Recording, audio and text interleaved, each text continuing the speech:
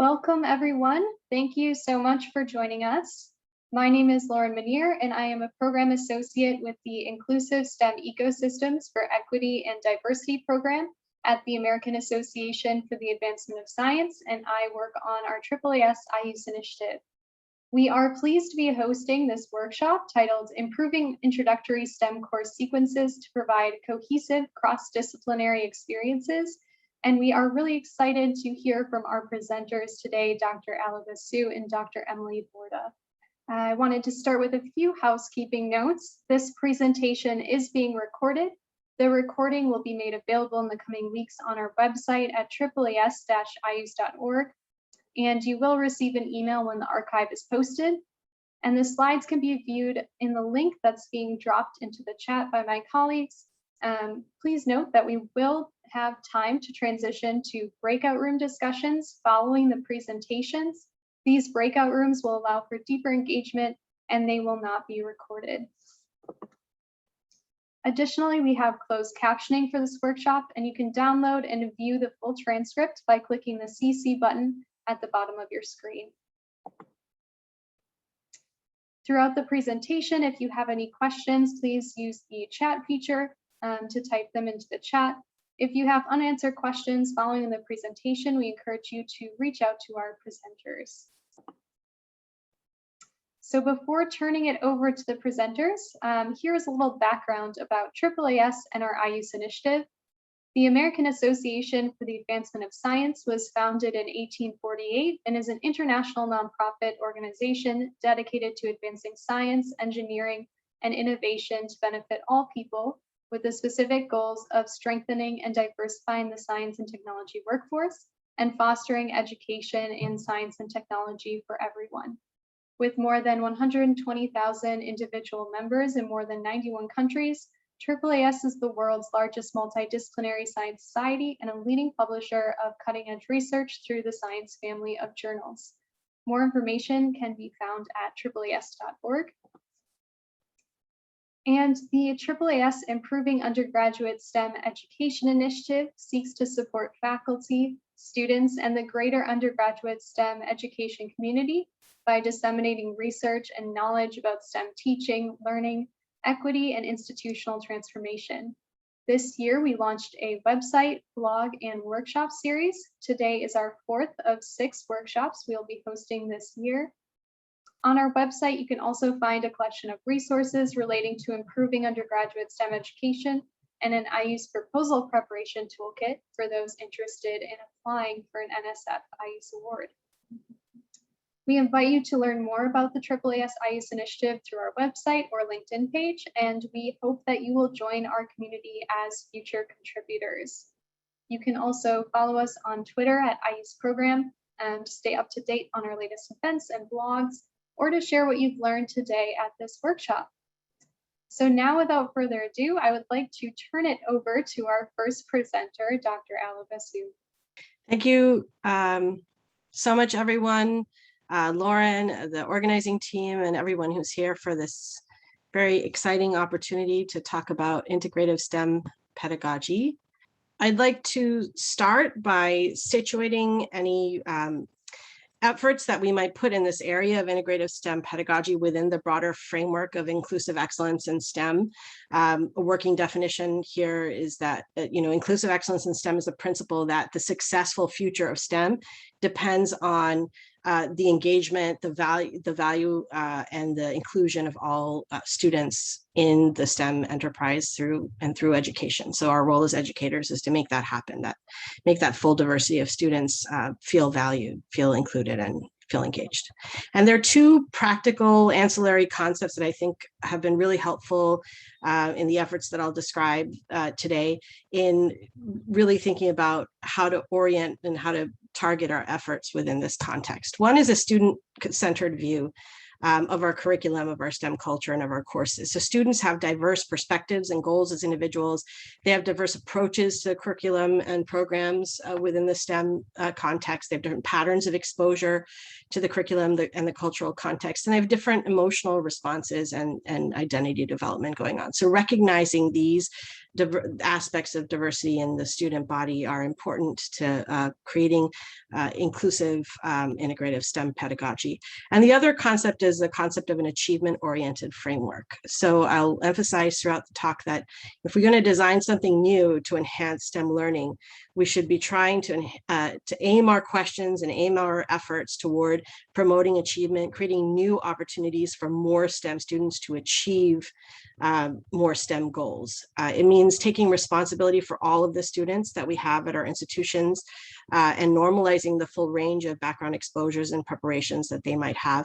And it requires, because of the history and prevalent attitudes within STEM culture, it actually requires actively eschewing a deficit-oriented framework. And so at each stage when we decide, we're going to try something new, we go through these criteria to make sure that whatever we're proposing actually is consistent with seeing more students achieve more in STEM. So the claims that I'm going to make today are threefold. So first, I'm going to argue that the current STEM learning environment that we have at our institution, most institutions, can be a hard place to learn connections across disciplines, and also a hard place to develop a flexible identity as a STEM student, which is what most of our students need, because most of our STEM students are actually taking courses in multiple disciplines, right? So to what extent are we actually helping them have a flexible STEM identity? Secondly, I'm going to argue that integrative STEM courses and curricula are an opportunity to provide new opportunities, right? To learn STEM concepts in a different way than what's presented in traditional curricula, and also to practice integrative thinking skills. So integrative thinking skills being the ability to use knowledge and tools from multiple disciplines flexibly to address a complex challenge. That's a desirable higher order learning goal for all STEM disciplines, for STEM in general, and for college level education in general. And then finally, I'm going to argue that the pursuit of inclusive excellence in STEM actually requires that we as educators adopt a student-centered perspective. And that means thinking more broadly than what's the alternative to a student-centered perspective. I think that for most of us, it's a departmental or disciplinary perspective that's oriented toward preserving certain standards or goals, and is actually working against us, because I think the student-centered perspective is actually going to get us further toward those goals than the disciplinary perspectives do. So this first claim comes from an experience that I sought out during my last sabbatical in 2018. I wanted to learn about STEM learning goals across the STEM curriculum as somebody developing a neuroscience curriculum at Holy Cross. I want to partner with faculty across the STEM disciplines to learn about what the main learning goals were of the introductory STEM courses and how the neuroscience program could be developed to provide new opportunities for students. So I audited 4 courses, introductory STEM courses, and I tried to do everything that the students were expected to do. The instructors of these courses were tenured faculty, they're outstanding teachers, and they were close colleagues that I knew from working on different projects together. And at the time, we were focusing on this project as a curriculum mapping project. But in retrospect, it turns out to have been very valuable as a way of learning about the learning environment. And I would highly recommend it. So I'm not saying that my experience was commensurable with those of students. I have a very different identity profile than the typical student. Every bullet on this list has some element of privilege in the academic context associated with it. And 2 of them in particular, at the end are pretty uncomfortable to talk about. I feel that it's often even taboo in academia to talk about the privilege one feels and one carries around based on their family identity or their educational identity. But I think it's relevant, and it's going to hopefully make it clear why in the next slide. But at this point, I think now that recognizing my own sources of privilege explicitly in this way has been a very important step toward beginning to understand how social factors, how in the day-to-day, moment-to-moment sense, social factors can affect engagement with learning and performance on assessments. So speaking of which, in these courses, most of the grades were based on assessments. Here are my exam grades. This was a 600-hour project. I tried to spend no more than the amount of time that students were advised to spend on these courses. I spent a lot of time on a course that, was very, very patchy for me. It's very unpleasant to take exams. I had forgotten how unpleasant it was, how unpleasant it is to be under time pressure, both on the time scale of the exam itself, but also in the days leading up to the exam. You have a lot of negative emotions, a lot of vulnerability. As I was filling out these exams, I was thinking, that my colleague who was going to be grading the exams was going to think I was stupid. And that was taking up time during these exams and these assessments, those negative emotions and intrusive thoughts. And even putting this up right now is embarrassing. I feel embarrassed right now, and I'm suppressing a strong urge to make a lot of excuses about these grades right now.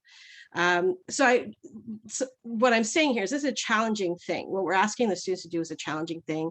This GPA and these intro STEM courses at Holy Cross is lower than my overall GPA at MIT as a double major in neuroscience and biology. So, this was really, really challenging stuff. And so the question is, what was I thinking when I was having those negative thoughts? How was I pulling myself through? I caught myself thinking, oh, well, you have a PhD from neurobiology, from Harvard in neurobiology. Nobody's going to think that you're stupid, right? And so it's obnoxious. It's an obnoxious thought. But that's the kind of thought that happens in my experience when you're in this kind of situation of pressure.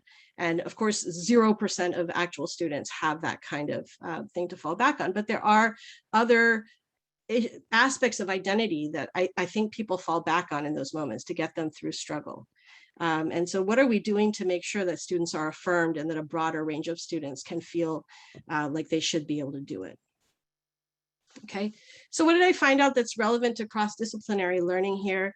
I think curriculum mapping is a useful tool, and I'll describe one of the ways that we've used curriculum mapping. I emphasize that it's a tool because what we do with it is up to us. And there are things that we could do with it that would be better and things that we could do with it that would be worse, that I'll try to make clearer.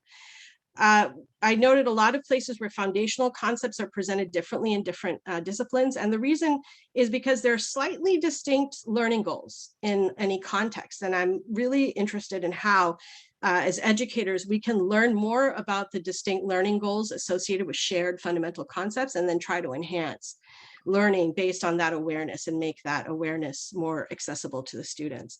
And then I'll point out a couple of common, assessment and communication practices that I think could pose challenges to developing that flexible identity as a STEM student that postulating is important for broad-based success and engagement in STEM. And those communication practices are practices that I myself used to do. And I was again caught by surprise by how I was feeling when I was in these situations from the perspective of a student. So here's an example of a project we did with the curriculum mapping data. So we identified the syllabus level concepts in biology, chemistry, and calculus, which are typically on the early side of STEM courses that students take in our STEM curriculum. And we, for each of those syllabus level listed topics, identified up to 3 underlying concepts and up to 3 underlying skills that the student had to have prior exposure to in order to engage with the instruction on that topic. So they had to have that knowledge or that skill coming in to be able to understand what the professor was saying and be able to start the homeworks, et cetera. And this is a word cloud of how those concepts and skills broke out. And here's a numerical roster of how they worked out. It shouldn't surprise anybody here that there are a lot of basic quantitative reasoning skills on this list. And there's some basic chemistry orientation to the periodic table and the types of information that's available on the periodic table. But here's a junction, right, where there's a caveat to kind of a very common way of using information like this. All right, so one way of using information like this is saying, oh, well, students have gaps in their preparation. So what they need is more practice doing these basic skills, and then they'll be ready to start STEM. And I think that this is a classic deficit-oriented approach. It's conceptualizing achievement gaps in terms of gaps in background knowledge. And I'm not saying gaps in background knowledge are not there. I'm saying that we have choices to make in how we address that range of students that we have coming in at the college level. And I can see some real pitfalls of following a deficit remedial approach here. One is that you're potentially removing students from the pipeline because you're engaging them in courses that are not bearing credit towards STEM majors or minors. You're giving them a signal that they're not ready, even though they've been admitted to your institution. And potentially, if this is done in a way that's not coordinated across disciplines, you're actually creating multiple redundant remedial courses that are removing students from multiple sequences of courses that are required for STEM majors. And so I think that the second reason why this could be a missed opportunity is that you're also not necessarily engaging the kinds of cognition, the kinds of learning that are most appropriate for a college level student, right? So you could potentially be applying high school pedagogy to students who are actually college learners. And so it's a missed opportunity to harness the motivation and the interests of the college level learner. And so I'm going to offer integrative STEM pedagogy as an alternative way to actually incorporate a broader range of students into learning these foundational skills as needed as they go along. So here, I want to go through a couple of examples to illustrate the statement that I made, that there are slightly different emphases on the same learning foundational concepts in different disciplines because of slightly different learning goals. So reaction rate and equilibrium, this is a set of concepts that is taught in introductory biology as well as introductory chemistry. Here's an example from my notes from the biology course. It's a reaction in glycolysis. And, the reaction constant is, of course, a description. It's the value of the reaction quotient and equilibrium products of a reactants, right? So it's a description of the ratio of products to reactants at equilibrium, right, of a chemical system at equilibrium. And the same definition is, of course, true of an acid-base reaction. So in the introductory chemistry course, this set of concepts is taught in the context of acid-base reactions, which are very simple set of reactions that the type of reaction that people are learning about in Chem 181 or our introductory chemistry course. So the issue here is that students may be taking this course at the same time in the same semester, but encounter this concept at two different points of the semester separated by several weeks, or they could be taking these two courses in two different semesters. So honestly, with the amount of work and the amount of emphasis on very specific notation and terminology, I think that I haven't measured this, but I think that there are a lot of students who are not able to make this connection and actually see that this is exactly the same concept again, right? So my question here is, are we doing the best we can to enhance learning across these courses by drawing students' attention to this could be a familiar concept to them. They've either seen it before, or they might see it again. Analogously, both biology and chemistry care about molecular dipoles, and in the context of biology, typically we're assigning partial charges to parts of a molecule because we're interested in the intramolecular and intermolecular interactions that happen as a result of these partial charges. And then in chemistry, intro chemistry, the way that molecular dipoles and dipole moments are covered is more trying to lay a foundation for what a future chemistry student might do, which is, try to write out a formal quantitation of the dipole moment of a molecule in terms of, a vector quantity with a magnitude and a direction. And so there's an expectation that students will draw the dipole moment with the vector symbols. And so the question again is, can we increase learning of shared, of learning goals that we value by increasing our own awareness and the awareness of students to the overlap and the distinctions between the learning goals? So this is, my colleagues at Holy Cross know that I complain incessantly about my grades during this experience, very obsessed with my grades. Here are some points that got away on a chemistry test, right? So this was an 8 out of 12 on this dipole moments question, which is 67%. It's not a good grade. So there's this ozone molecule, and you're supposed to note the formal the charge on each atom and then indicate the dipole moments.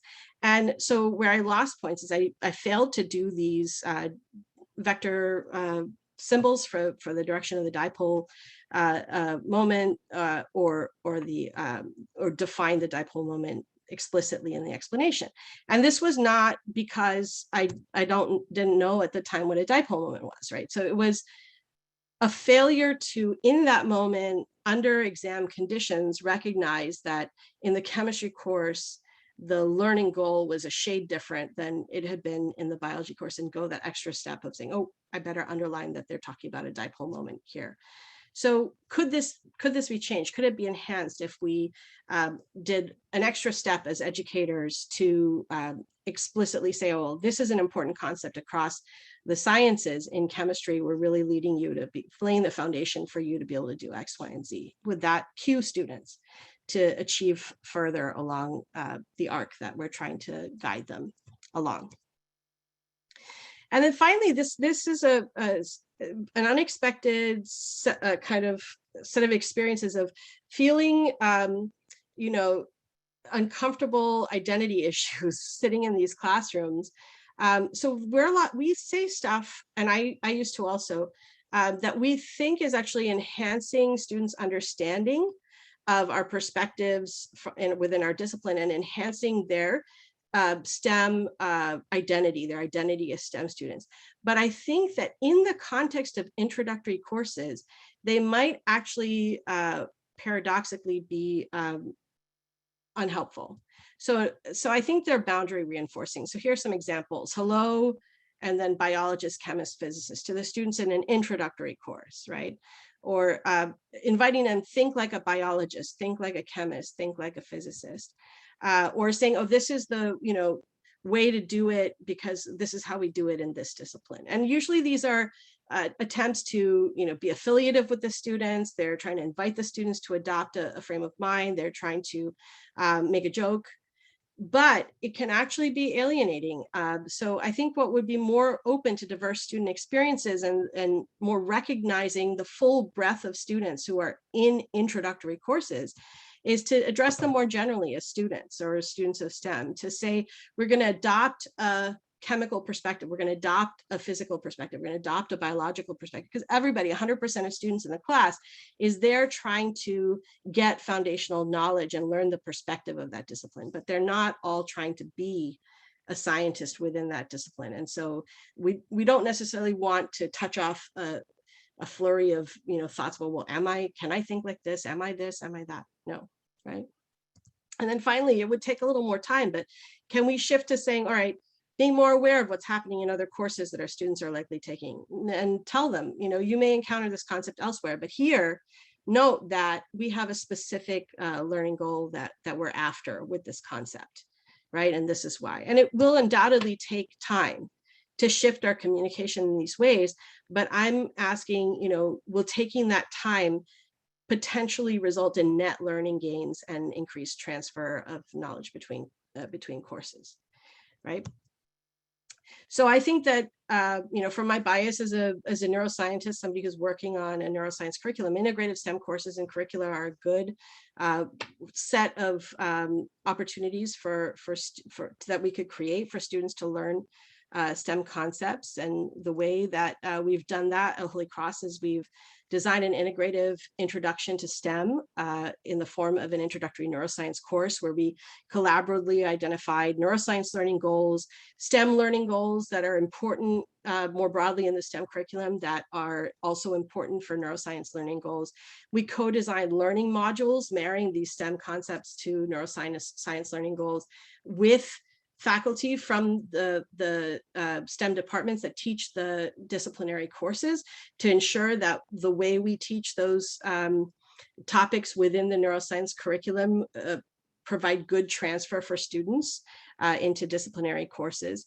And we enroll the course in an inclusive way, meaning that for the other STEM courses, we do our standard practice in advising is to look at students' background preparation and see, whether they should be able to make a guess as to whether they should be able to handle a course or not. In this case, the course is designed to benefit the full range of students who are admitted to the institution. And so we focus in advising on what their interests are and whether they aspire to study STEM. And we apply inclusive pedagogy principles in this course and also the other courses in the neuroscience curriculum, including instructor growth mindset, a presumption that all students are capable, and multiple modes of engagement and assessment, affirmation of diverse identities, and a social constructivist approach to learning. And we provide learning materials that address those underlying concepts and skills in a way that's built into the assignment. So it's not set off to the side as supplemental instruction. It's not all the way off to the side in a remedial course. It's actually built into the assignments that we assign. And this is a list of the concepts that we fold into this course. So there are a couple from biology, from chemistry, from physics, and there's one from math. And it's an example of how we pair the college level STEM learning goal from these different disciplines to a college level learning goal for neuroscience within the context of the course. And this course is, of course, in a context. So this is an example. Sorry, skipping ahead of how the one measure that we have for how the students' outlook might change with a course like this. So this is a word cloud made from responses that students had to the question, "What is neuroscience?" In the first week of the course, and by the end of the course, they're able to identify many levels of analysis of nervous systems, molecular, cellular functions, right? Sensory, motor, cognitive.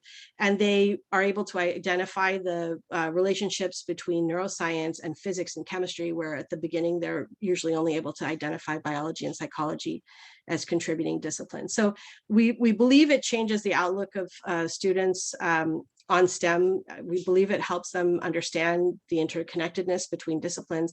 And we're also interested in how it helps them achieve across the STEM disciplines.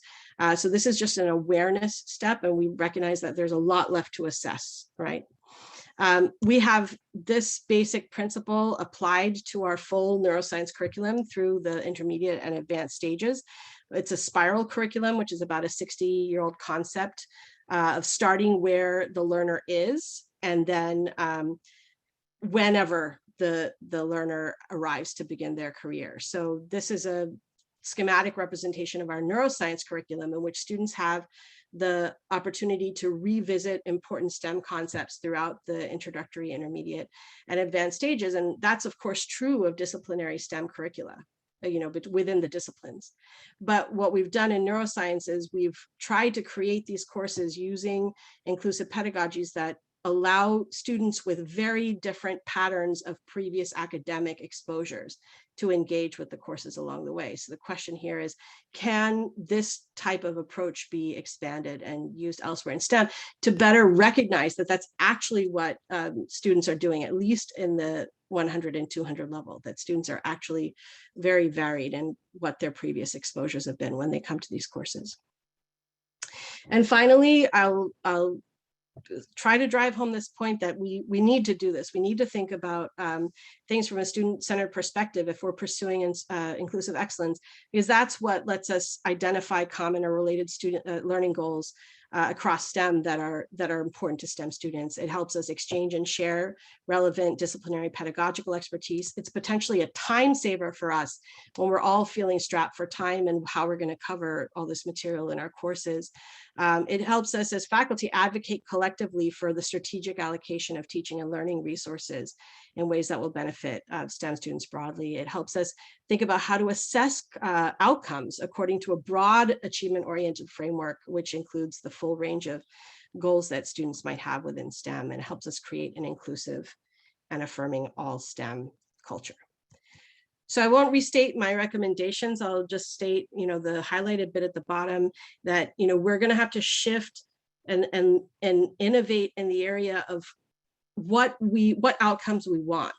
And that's why I'm very excited about Emily's talk. And I don't want to cut into her time at all, because I think she's doing really innovative work in helping us articulate and go after what higher order learning goals we really would like to see, because then, we might be able to shift from gatekeeping to thinking about, can we get more people to achieve these goals? right? Rather than restrict, who's at the top and who's in the middle and who's at the bottom, actually trying to push everyone as far as they can possibly get.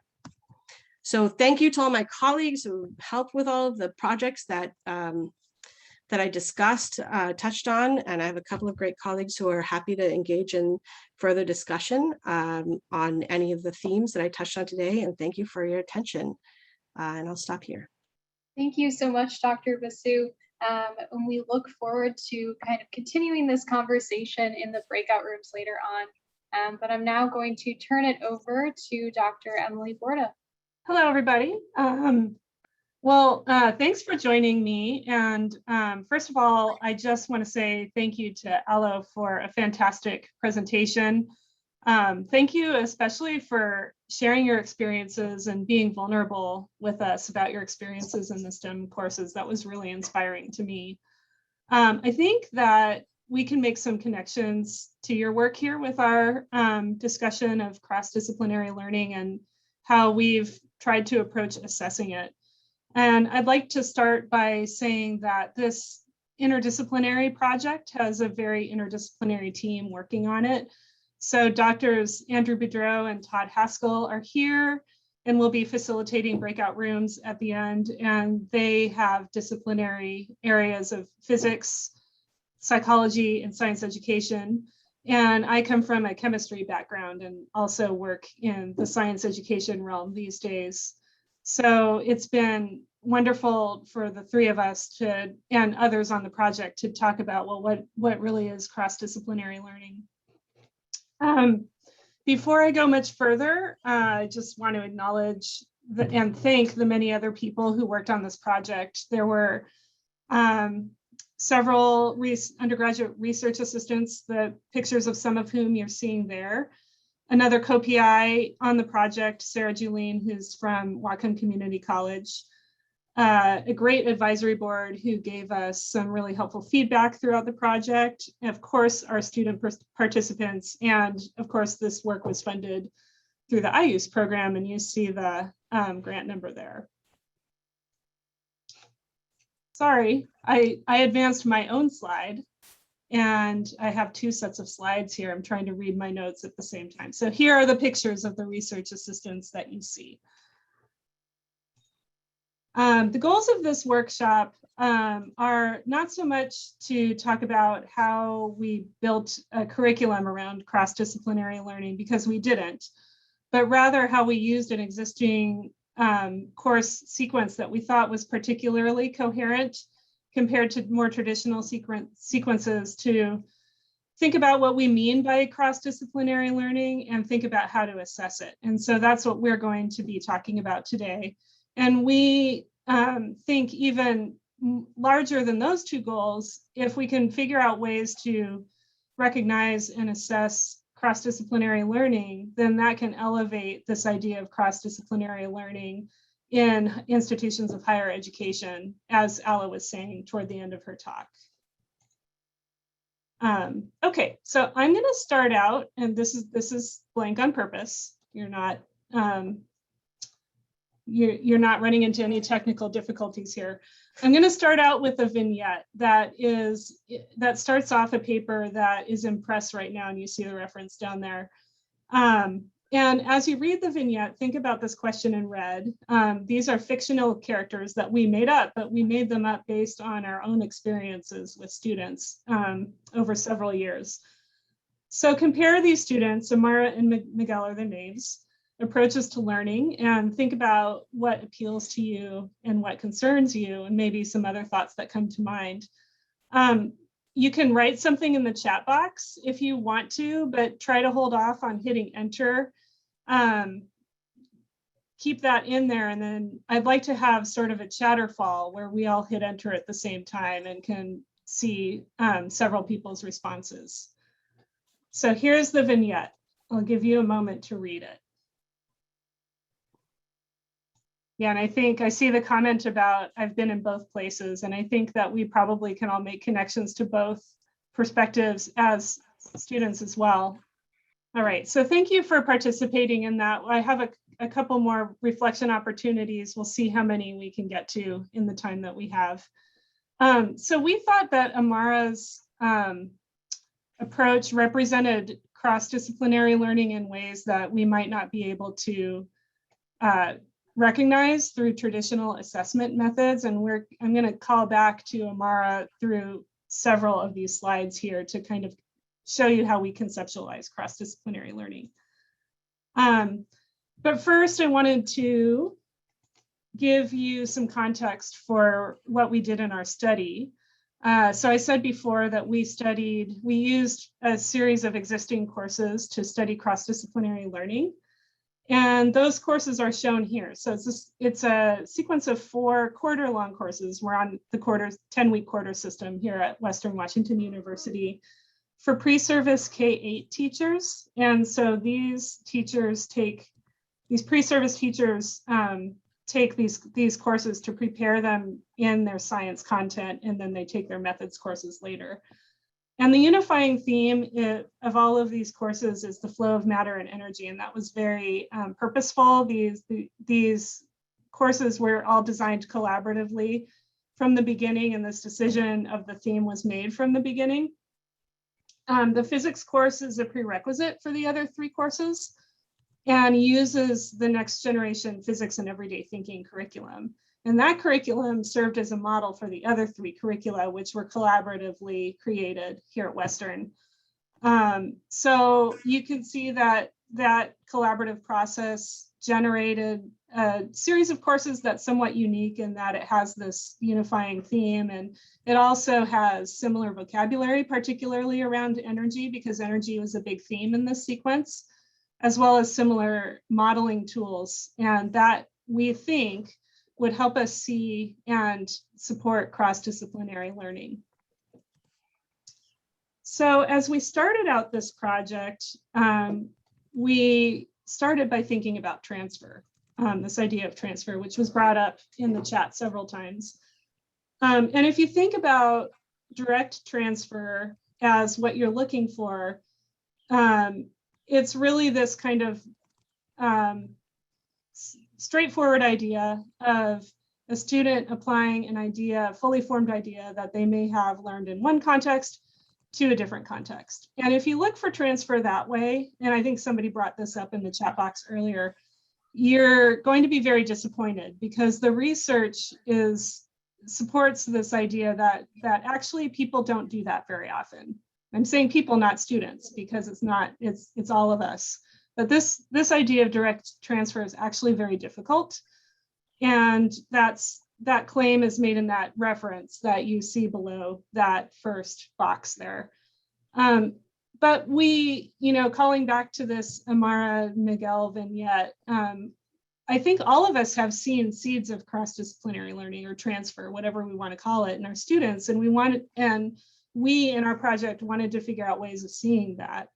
So we adopted more of a resource-based model for cross-disciplinary, what we're now calling cross-disciplinary learning, which chemists in the room might appreciate this analogy, is more like a chemical change than a physical change, in that you have these smaller bits of knowledge that are resources that students bring in from prior experiences or prior coursework that they then activate and combine in different ways in order to make sense of a new context. And so even if the end product isn't necessarily getting a problem or a question right, they're still activating these resources in order to think through a problem. And so you can see some of that in the Amara vignette here. And so when I was actually reflecting on Alo's talk and thinking about our model, I was wondering whether this idea of cross-disciplinary learning that's resource-based is a little bit more asset-based. And it made me think about what Alo described, where she talked about how we often conceptualize deficits in terms of gaps in background knowledge or preparation. This framework reframes that and helps us think about the funds of knowledge that students bring in. And so our question is, well, how do we see those funds of knowledge in this project? So we created this idea called cross-disciplinary learning that actually is a combination of a lot of different ideas that are already in the literature. And the definition of that is there. This is also in this paper that's in press. Cross-disciplinary learning is a process of sequential learning. The sequential part is important to our work because we studied a sequential type of program. Sequential learning in which students activate, transform, and integrate knowledge from different disciplines, combining previous learning with new learning to construct new knowledge within a specific discipline. So the end goal is constructing new knowledge, not necessarily getting a particular problem correct, but creating new knowledge as they try to merge old and new knowledge together. And as I said, so this schematic kind of shows some of those ideas there and pulls out pieces from Amara's vignette. And as I said, we did not make any of these ideas up, really. We just kind of combined what we were seeing in the literature. And one of the bodies of literature that was really influential to us was this idea of conceptual resources, which has a lot of, there are plenty of researchers that are sort of shifting from a misconceptions-based frame for how to study students' learning to how to think about what conceptual resources they bring to bear. So we were drawing off of that literature. And as you could see, the bottom kind of row in this diagram is showing the types of things that can be resources that were activated both in the old and the new discipline. We also drew from this interdisciplinary reasoning and communication framework that talked about transformation and integration as processing skills that are involved in integrative learning. And we also really liked, when we were looking at the transfer literature, this idea of preparation for future learning transfer really spoke to us. And this is kind of a different way to formulate transfer that kind of responds to this idea that people don't really do direct transfer that we saw in the literature, where the end goal of the transfer is not necessarily getting a problem right or a question right on an exam, but having enough resources to ask fruitful questions or to go about learning more in the discipline. And so I put that little bubble up that has a wondering from Amara that's kind of related to this idea of preparation for future learning transfer. You can ask questions about any of these, more questions about any of these frameworks in any of the breakout rooms at the end of this if you'd like, but I don't want to spend too much time on it because I want to get into our study. So, but first, let's think about if we framed the goals of a program in this way, as Alo was talking about toward the end of her talk, how could a focus on cross-disciplinary learning affect students' sense of belonging in STEM? And so I don't think we have enough time for another Chatterfall right now, maybe a little bit later. But I'll give you a moment to think about how could a focus on cross-disciplinary learning affect students' sense of belonging in STEM? And I think there are a lot of connections between the two talks on this. And any of the three of us associated with my talk will be happy to talk about this in our breakout rooms. It's one of the, this happens to be the question that's associated with my breakout room, but any of the three of us would love to talk to you all about it. Okay, I'm going to switch gears just really quickly to talk about the content that we were looking at when we were looking at cross-disciplinary learning. So as you saw, one of the big themes of this course series was energy, and that was purposeful. And that is important in our work toward preparing pre-service teachers because it's also a cross-cutting concept in the next generation science standards. And on the right side here, you see some facets of energy. The energy framework that are embedded in the next generation science standards. The second reference on the right there describes a study in which they looked very closely at the NGSS and pulled out those themes. But I would argue that even though we're higher ed people, that this should be important for us too, this idea of cross-cutting concepts. And if we think about our what cross-cutting concepts might tie some of our disciplines together, then it might create a more coherent experience for our students. So that's what we were wanting to see in our attempt to assess cross-disciplinary learning in this course series, is how students kind of took up this idea of energy and used it across the disciplines. And we had two ways of measuring that we developed. One was quantitative and focused around a paired instrument set that was in two particular disciplines, and looked at one particular resource, and that resource was the law of conservation of energy. So we had to really narrow where we were measuring and what we were measuring in order to do a quantitative approach.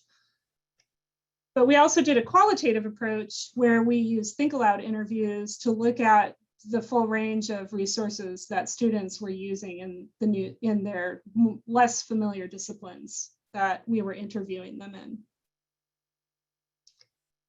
And I'm going to touch on each of these approaches in the next few slides, but we don't have enough time to go into really many of the results from our work, although we would be happy to talk about those in the breakout rooms. So here's a pair of example items, and we gave so for our purposes and based on the sequence of courses that we were working with, the physics was the more familiar discipline because everybody had to take that class first. And the chemistry one was the less familiar discipline. And I think this parallels some programs of study and how they're sequenced in more traditional course sequences as well. But as you can see, the chemistry one has some questions about the Bohr atom and potential energy, how potential energy changes and the total energy. Whereas the physics question, the student has to use some of the same concepts, but it's in the context of a ball being thrown up and falling down. So similar concepts, different disciplinary contexts.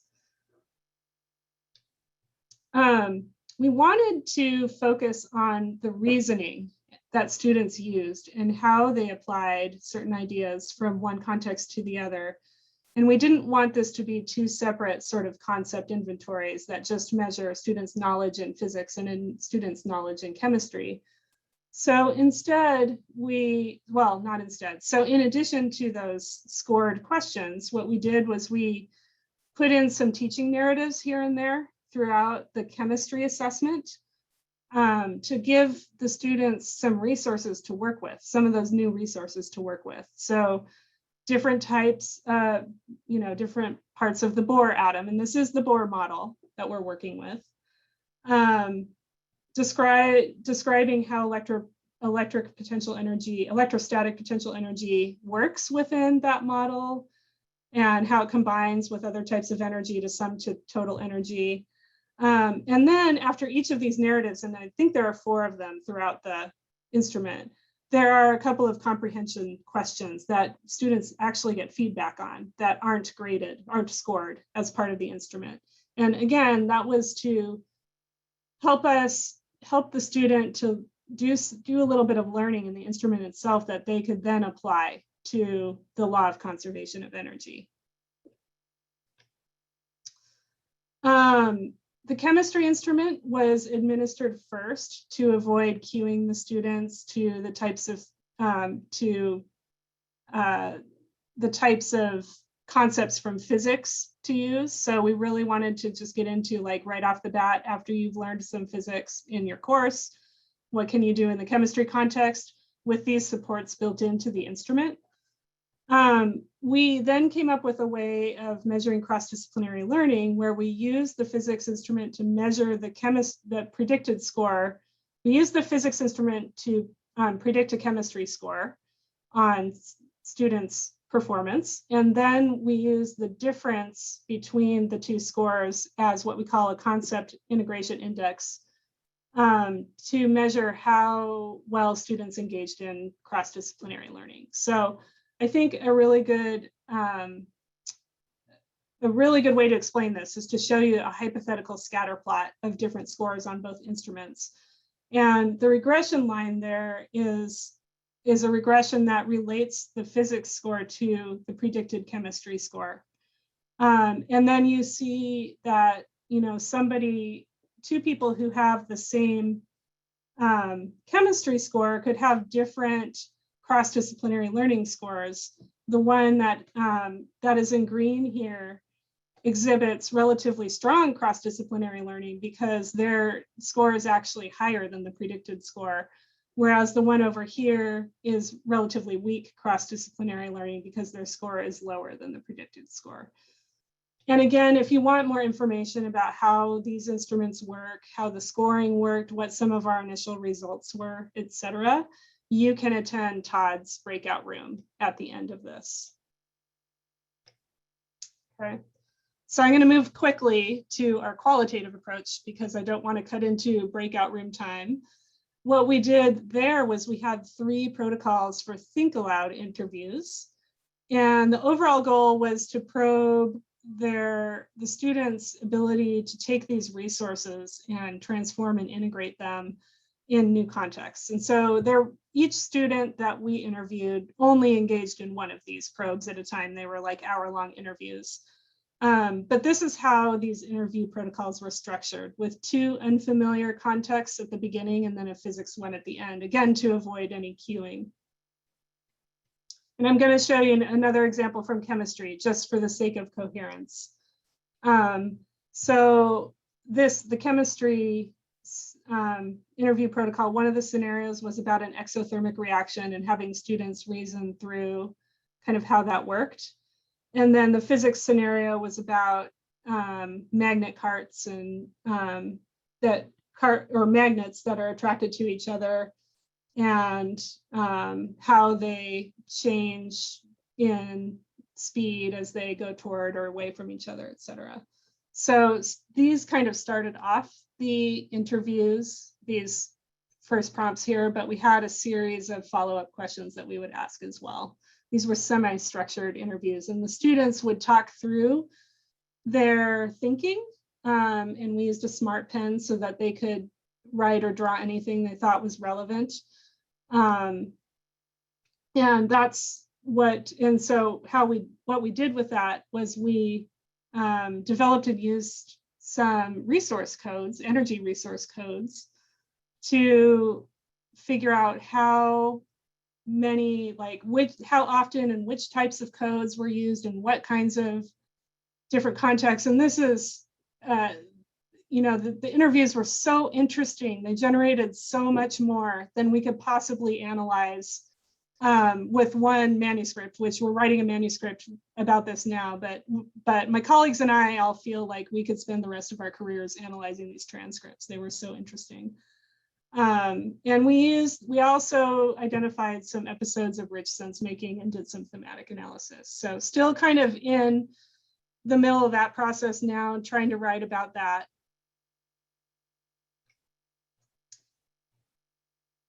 Sorry, I got to get my cursor over to my other screen.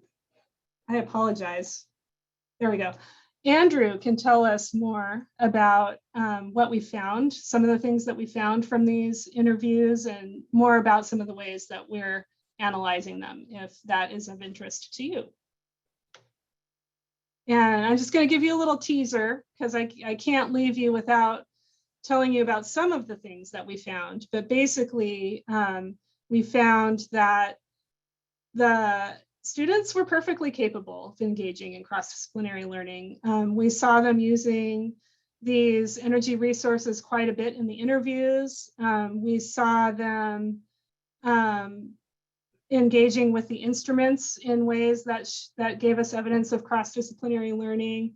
There are things about the quantitative instruments that show promise in terms of their use and adaptability to different contexts, such as the fact that they're accessible to students. They appear to be accessible to students across a range of preparation in science. And the normalized scores do tend to improve with more science course experience. So,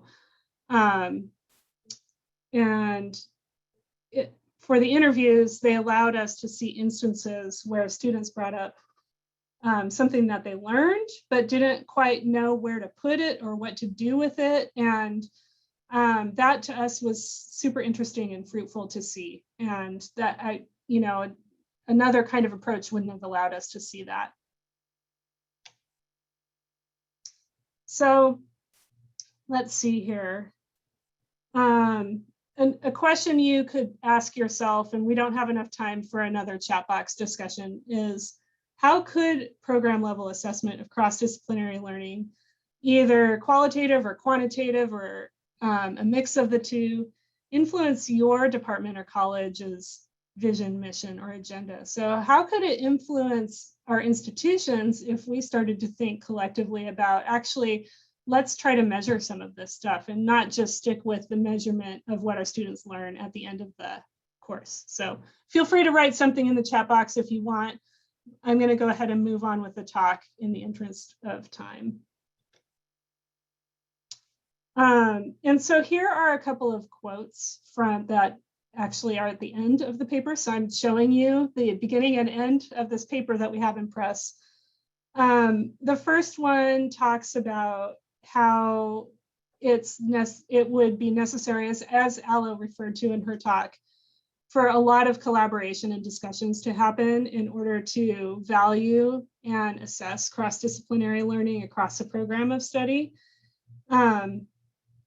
And it requires the development of some curricular coherence, whether that's a course series that was designed collaboratively, or, as Alo was saying, calling back to different ways of representing things and talking about the same ideas in different disciplines.